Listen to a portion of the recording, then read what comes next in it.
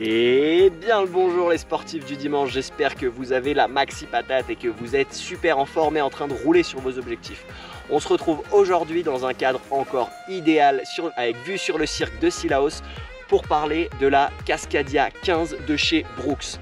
Une chaussure de trail hyper polyvalente qui m'a accompagné sur toute cette année à La Réunion, qui a fait tous les chemins de La Réunion, que ce soit la roche volcanique du Piton de la Fournaise ou tous les cirques Mafat, Salazie, Sillaos. Elle a absolument tout fait, elle a aussi fait de la route. Bref, je l'ai emmenée partout, ça se voit d'ailleurs, elles sont bien usées, elles ont un an et elles doivent avoir 1000 km et je pense 100 000 de D+ dans les pattes, hein, facilement. Elles ont pas mal cavalé. Donc comme pour la vidéo sur la Catamount, je te remets la fiche juste là si tu l'as pas vue, c'est l'autre modèle de trail.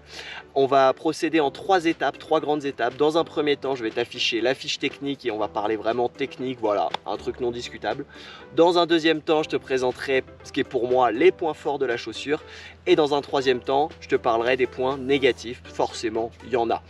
Mais avant toute chose, n'hésite pas à t'abonner si le contenu te plaît, à liker, à partager, à en parler autour de toi. Moi, c'est ce qui me fait kiffer, c'est vraiment partager cette expérience du trail avec vous et avec toi qui regarde cette vidéo. J'ai aussi plein d'idées de concepts qui arrivent, des concepts, il va me falloir des dossards, mais j'ai 2-3 idées sur la chaîne, là ça va bouger dès que les dossards reprennent. J'ai hâte de vous présenter tout ça.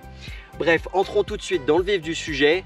La Cascadia 15, qu'est-ce que c'est? C'est une chaussure de trail axée confort. Pourquoi axée confort? Parce qu'entre l'amorti Biomogo DNA, qui est l'amorti de la semelle et qui permet d'avoir l'impression littéralement d'être dans un chausson, et le Ballistic Rock Shield, tu kiffes toujours mon accent américain, qui est exactement la même technologie qu'on retrouve sur la Catamount, qui permet une protection contre les cailloux, on se retrouve avec un pied protégé et on a l'impression d'être dans un chausson.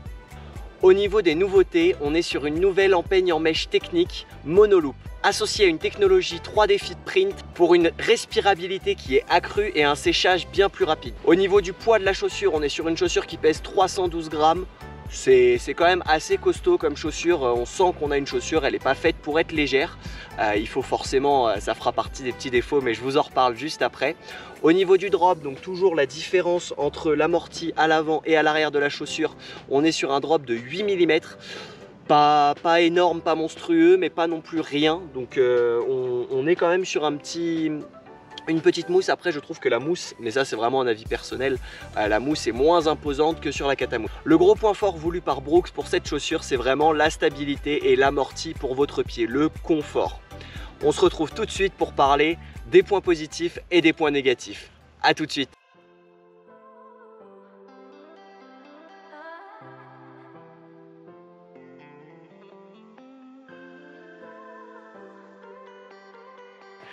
Et hop, on se retrouve encore en un claquement de doigts dans un nouveau paysage avec vue sur le Piton de la Fournaise à La Réunion. Toujours aussi incroyable. On se retrouve pour parler des 3 points positifs et 3 points négatifs de la Cascadia 15. Donc les 3 points vont évidemment être axés sur le confort qui est le gros point fort de cette chaussure. Au niveau de la mousse notamment, l'amorti est incroyable. Donc le gros point fort, c'est vraiment le confort de la chaussure au niveau que ce soit de l'amorti ou même du ressenti du pied dedans. On a vraiment l'impression d'être comme dans un chausson et ça c'est vraiment pour moi le très gros point fort de cette chaussure, comme un chausson. Voilà, c'est vraiment le truc qui définit le mieux la chaussure et pour laquelle j'ai eu un gros coup de cœur. Au niveau des 2 autres points positifs, on se retrouve avec, au niveau de la résistance, je trouve que c'est une chaussure, alors oui, elle a vécu, effectivement, il y a des gros trous dans la chaussure, mais après il ne faut pas oublier qu'elle a pratiquement 1 an de terrain et de terrain à La Réunion, donc extrêmement technique et cassé.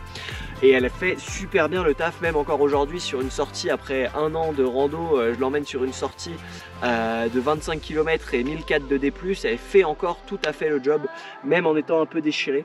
Donc franchement là-dessus, rien à dire. Résistance au top, confort au top et comme un chausson. Ça c'est pour les points positifs. Et au niveau des points négatifs, je trouve qu'elle a un manque d'accroche comparé notamment à la Catamount.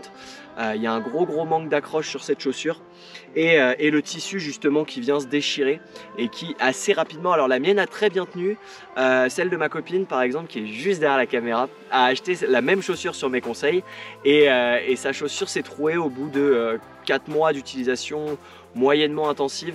Donc voilà, petit bémol au niveau du tissu intérieur de la chaussure, vraiment juste du tissu, hein. Je parle vraiment juste du tissu.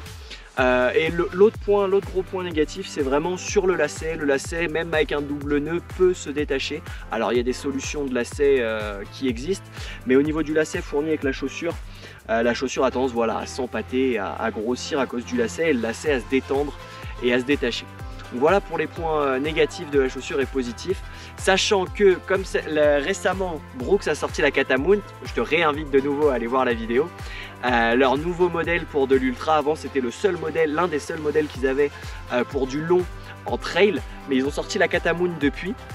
Et du fait de la sortie de la Catamount, la Cascadia 16 qui sort le 1er août 2021 cette année, donc là dans 2 mois, je vais l'avoir en avant-première, je vais pouvoir vous en parler et j'ai déjà quelques idées, mais ils ont changé énormément de choses. Il va y avoir une refonte totale de la Cascadia et ils vont vraiment plus axer sur le confort encore plus et laisser la partie dynamique à la Catamount. Voilà, ils peuvent se partager le marché, ils ont les deux chaussures pour en fonction de ce que vous recherchez. Voilà, j'espère que cette vidéo vous a plu. C'était Benjamin Elias, un sportif du dimanche aussi rigoureux à l'entraînement qu'à l'apéro. N'hésite pas à lâcher ton meilleur pouce bleu, à t'abonner et on se retrouve très vite pour de nouvelles vidéos. A plus!